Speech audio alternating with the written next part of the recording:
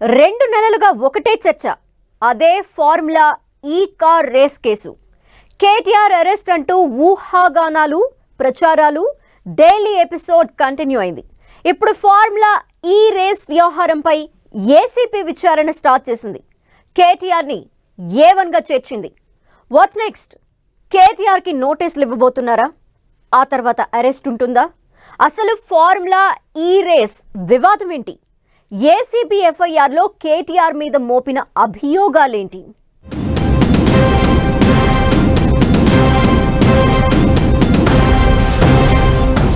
Formula E race కేసులో A1గా KTR.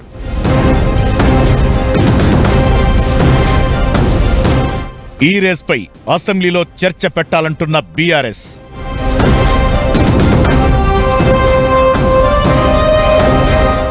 ACB దర్యాప్తు start. నోటీసులు ఇస్తారా? What next?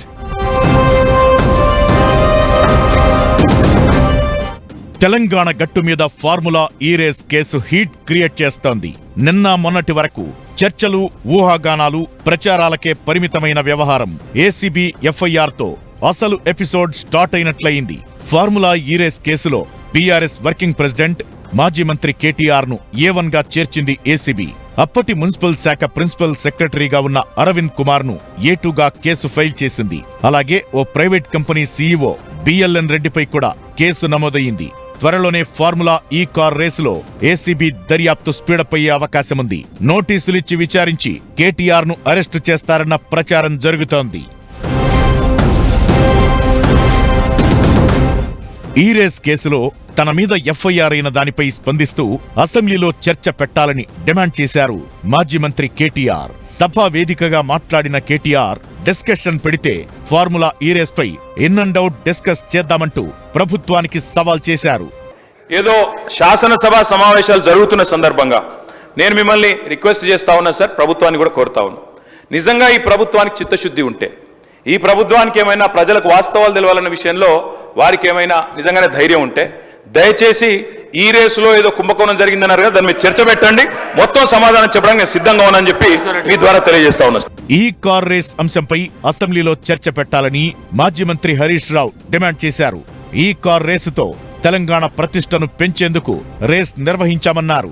భయంతోనే కాంగ్రెస్ కేసులు పెడుతోందని ఆరోపించారు. కేటీఆర్ గారు ఈ రాష్ట్ర ఇమేజ్ పెంచడం కోసం ఈ కార్ రేసింగ్ కోసం నిర్ణయం తీసుకున్నారు. ఒకవేళ మీకు భయం లేకపోతే, మీరు చేసేది నిజమైతే ఈ శాసనసభలో రేపు గాని ఎల్లుండి గాని చర్చ పెట్టాలి.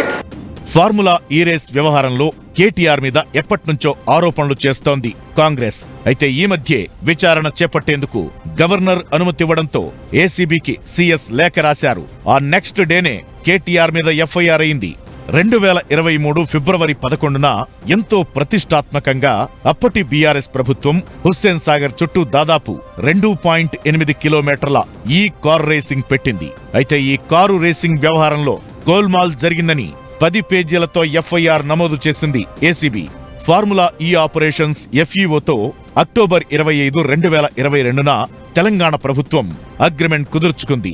2023 ఫిబ్రవరి 11న నిర్వహించిన ఈవెంట్ కు హెచ్ఎండిఏకి 12 కోట్లు ఖర్చు కాగా Ace Next Gen private limited అనే స్పాన్సర్ ఖర్చులు చెల్లించినట్లు ఎఫ్ఐఆర్ లో తెలిపింది ఏసీబీ.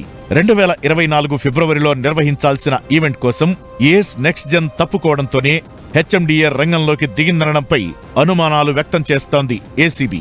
హెచ్ఎండిఏ నిధుల విడుదలకు మంత్రి హోదాలో అనుమతిచ్చారంటూ కేటీఆర్ పై అభియోగం మోపింది.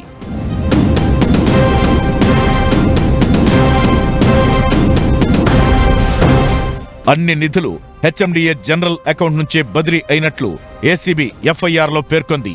10 కోట్లకు మించి నగదు బదిలీ సహా ఏ లావాదేవీ జరగాలన్నా ప్రభుత్వ అనుమతి తప్పనిసరిగా ఉండాలని, కానీ ఫైనాన్స్ డిపార్ట్మెంట్ అనుమతి లేకుండా హెచ్ఎండిఏ ఎఫ్ఈఓకి నగదు బదిలీ చేసిందనేది ప్రధాన అభియోగం.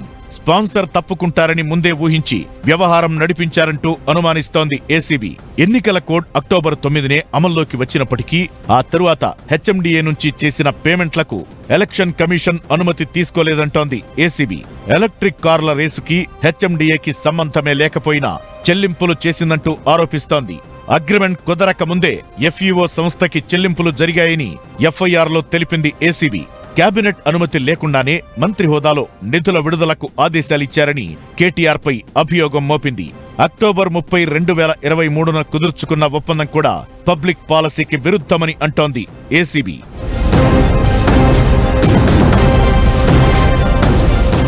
ఇప్పటి వరకు కాంగ్రెస్ ఆరోపణలు, కేటీఆర్ వివరణతో పొలిటికల్ వార్గా కొనసాగిన వ్యవహారం ఇప్పుడు ఏసీబీ దర్యాప్తుతో ఎటు టర్న్ తీసుకోబోతోందన్న చర్చ జరుగుతోంది. కేటీఆర్ పై కేసు నమోదు చేసిన ఏసీబీ త్వరలోనే విచారణను స్పీడప్ చేసే అవకాశముంది. ఏ సమయంలోనైనా కేటీఆర్ కు నోటీసులిచ్చి విచారిస్తారని, ఆ తరువాత అరెస్టు చేస్తారన్న టాక్ వినిపిస్తోంది. మరోవైపు ఏసీబీ కేసు నమోదు చేయడంతో కేటీఆర్ కూడా అలర్ట్ అయినట్టు తెలుస్తోంది. లీగల్ ఒపీనియన్ తీసుకుంటున్నట్లు బీఆర్ఎస్ వర్గాలు చెబుతున్నాయి. తెలంగాణ హైకోర్టులో కేటీఆర్ హౌస్ మోషన్ దాఖలు చేసే అవకాశముంది. నాట్ టు అరెస్ట్ లేకపోతే ముందస్తు బెయిల్ కోరే అంశాన్ని పరిశీలిస్తున్నారట బీఆర్ఎస్ నేతలు. మరోవైపు ఈ ఫార్ములా రేస్ కేసును విచారించేందుకు స్పెషల్ టీంను ఫామ్ చేశారు ACB DG. Formula E race కేసులో ఇంకా ఏమేం డెవలప్మెంట్స్ ఉండబోతున్నాయో వేచి చూడాలి. మరి అసలు ఈ రేస్ ఏంటి, ఆ కేసేంటి? ఈ రేస్ ఫార్ములా అనేది ఓ ఇంటర్నేషనల్ కాంపిటీషన్. తెలుగు రాష్ట్రాలకు పెద్దగా తెలియదంతే. సూపర్ హైప్ ఉన్న ఈ ఈవెంట్కు ఆతిథ్యం కల్పించే అవకాశం మన హైదరాబాద్కి దక్కింది. ఇప్పుడు కనిపిస్తున్న వివాదం, మండుతున్న రాజకీయ మంటలు దాని చుట్టే. అసలు ఫార్ములా ఈ రేస్ ఏంటి, అది హైదరాబాద్కే ఎందుకు వచ్చింది, వివాదం ఎలా మొదలైంది, ఎక్కడ మలుపు తిరిగింది? Watch this.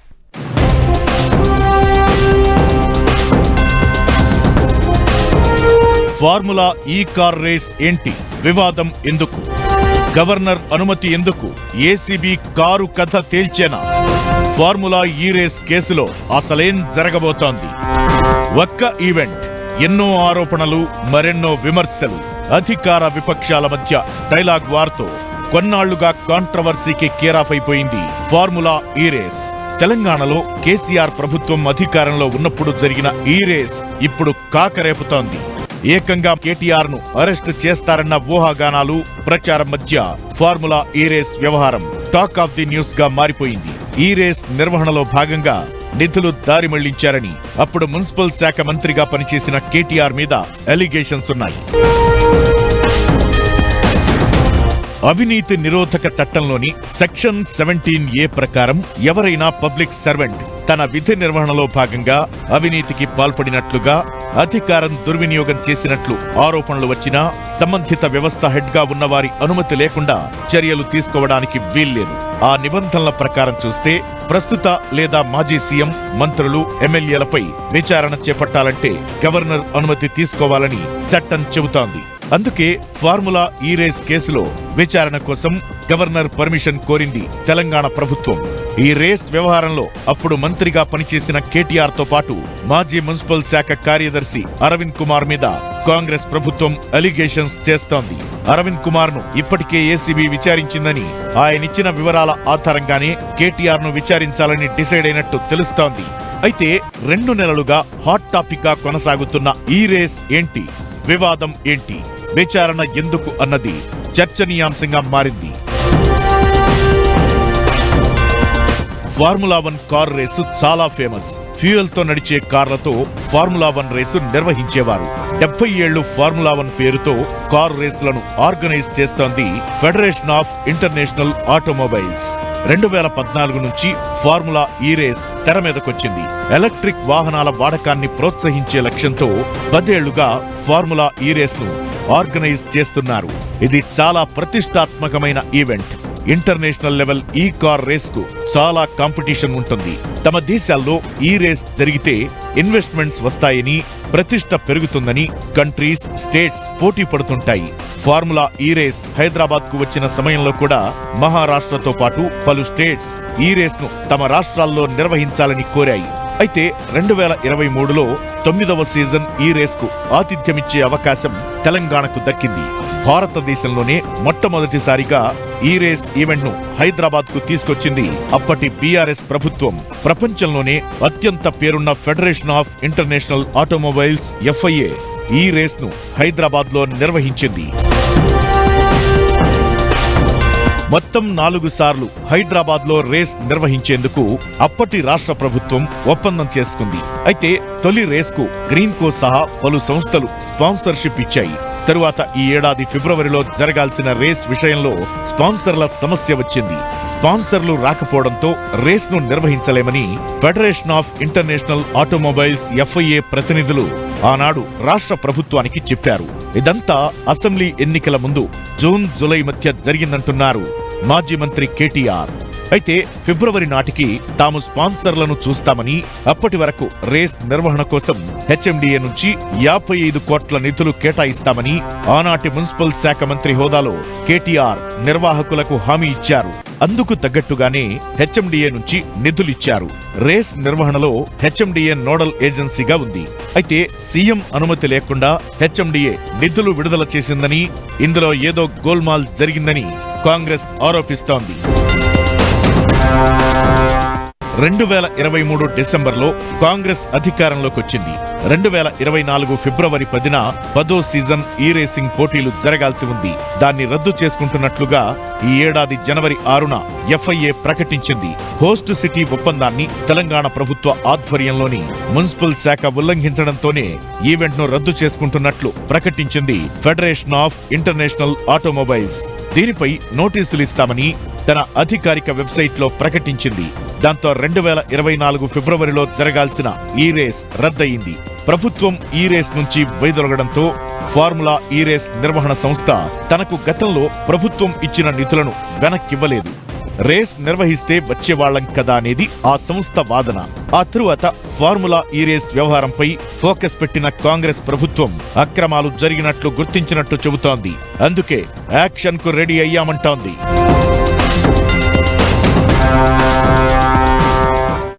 Race case politics ఇప్పుడు తెలంగాణలో కనిపిస్తోందిదే. తెలంగాణ గట్టు మీద రేసు కేసు క్రియేట్ చేస్తున్న హీట్ అంతా ఇంతా కాదు, అరెస్ట్ పై చర్చ అన్నట్లుగా మారింది సీన్. మరి ఈ కేసులో నెక్స్ట్ ఏం జరగబోతోంది? పొంగులేటి అన్నట్టు ఆటం బాంబ్ పేలబోతుందా? కోమటిరెడ్డి చెప్పినట్టు బేడీలు పడబోతున్నాయా? ఫార్ములా ఈ కేస్ కేటీఆర్ ని భయపెడుతోందా? తెలంగాణ గట్టుపై ఫార్ములా ఈ రేస్ పై పొలిటికల్ వార్. ఈ రేస్ లో పెద్ద ఎత్తున గోల్మాల్ జరిగిందంటున్న కాంగ్రెస్. బద్నాం చేయొద్దు, ఈ రేస్ పై అసెంబ్లీలో చర్చ పెట్టాలంటున్న కేటీఆర్. తెలంగాణ పాలిటిక్స్ లో ఫార్ములా ఈ రేస్ వ్యవహారం రాజకీయ వేడిని రాజేస్తోంది. BRS working president KTR target గా మంత్రులు, కాంగ్రెస్ నేతలు చేస్తున్న కామెంట్స్ ఓవైపు కాకరేపుతుండగానే గవర్నర్ అనుమతి, CS లేఖ, ACB విచారణతో నెక్స్ట్ ఏం జరగబోతోందన్న దానిపై సస్పెన్స్ కంటిన్యూ అవుతోంది. ఫార్ములా ఈ రేస్ కేసులో నిధులు దారి మళ్లించారని, రూల్స్ పాటించలేదని కాంగ్రెస్ పెద్దలు ఆరోపిస్తున్నారు. 2-3 రోజుల్లోనే యాక్షన్ ఉంటుందని, తొందర ఎందుకంటూ ఈ రేస్ కేసుపై మరింత హైప్ క్రియేట్ చేస్తున్నారు హస్తం లీడర్లు. 2024 ఫిబ్రవరిలో జరగాల్సిన formula E race second event కోసం 2023లో ఎన్నికల కోడ్ అమల్లో ఉన్న సమయంలో ఒప్పందం జరిగినట్లు కాంగ్రెస్ ప్రభుత్వం చెబుతోంది. ఈసీ అనుమతి లేకుండా, ఆర్థిక శాఖ నుంచి కూడా క్లియరెన్స్ లేకుండా నిధులిచ్చారని ఆరోపిస్తున్నారు ప్రభుత్వ పెద్దలు. ఈవెంట్ కు ప్రభుత్వం ఫెసిలిటేటర్ గా మాత్రమే ఉండాలంటున్నారు. ఖర్చును గ్రీన్ కో, FIAనే భరించాలి. కానీ గ్రీన్ కోను తప్పించి HMDA నిర్వహణ ఒప్పందం చేసుకుందని అభ్యంతరం తెలుపుతోంది కాంగ్రెస్ సర్కార్. RBI అనుమతి లేకుండా విదేశీ కరెన్సీ రూపంలో చెల్లించారని ఆరోపిస్తోంది. ముందుగా డబ్బు చెల్లించి 2 వారాల తరువాత ఒప్పందం చేసుకున్నట్లుగా కూడా గుర్తించారట. ఈ నేపథ్యంలో కేటీఆర్ అరెస్టు ఖాయమంటూ చెప్పుకొస్తున్నారు హస్తం పార్టీ లీడర్లు. మంత్రి పొంగులేటైతే ఎప్పుడు ఏ బాంబు పేలబోతుందో కేటీఆర్ కు త్వరలోనే తెలియబోతోందంటూ కామెంట్ చేస్తూ వస్తున్నారు. ఇక HMDA నుంచి నిధుల విడుదలకు సంబంధించి పూర్తి బాధ్యత తనదేనని గతంలోనే చెప్పారు కేటీఆర్. ఫార్ములా ఈ రేస్ కోసం స్పాన్సర్లు దొరకలేదంటే ప్రమోటర్లు దొరికే వరకు తాత్కాలికంగా ప్రభుత్వం తరపున పెట్టుబడి పెట్టాలని తానే చెప్పానని కూడా చెప్పారు. హైదరాబాద్ బ్రాండ్ వాల్యూ పెంచడానికి ఫార్ములా ఈ రేస్ కోసం అర్జెంటుగా 55 కోట్లు కట్టాలంటే చెల్లించామని చెప్పుకొచ్చారు. ఇదంతా HMDAకు తెలియకుండా జరిగిందనడం సరికాదన్న కేటీఆర్ నవంబర్ 14న HMDA జీవో కూడా ఇచ్చినట్టు తెలిపారు.